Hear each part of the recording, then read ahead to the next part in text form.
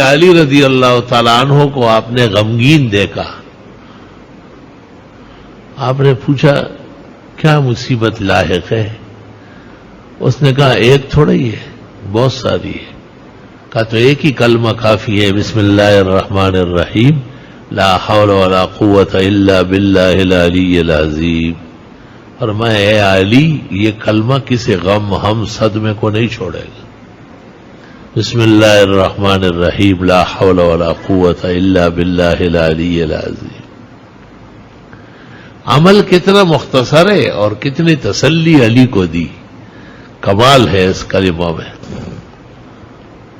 معراج میں آپ نے آسمانوں میں دیکھا کہ ہر آسمان میں ایک بہت خوبصورت فانوس لگا ہوا ہے. آپ نے جبریل سے پوچھا یہ کیا ہے؟ آپ نے جبریل نے کہا یہ ہے لا حول ولا قوت الا باللہ العلی العظیم.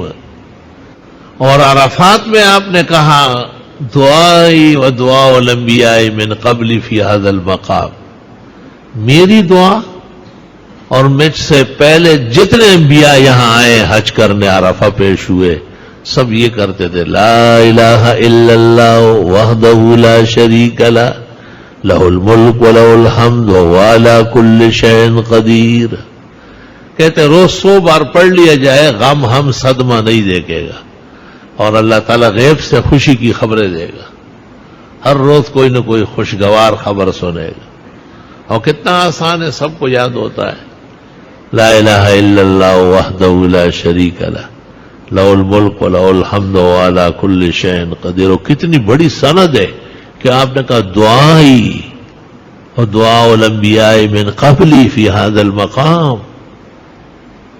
عرفات کے میدان میں آپ نے کہا بخاری مسلم میں میری دعا اور مجھ سے پہلے تمام نبیوں کی دعا اس جگہ یہ ہے لا الہ الا اللہ وحدہ لا شریک لہ لہ الملک و لہ الحمد وہو علی کل شیء قدیر.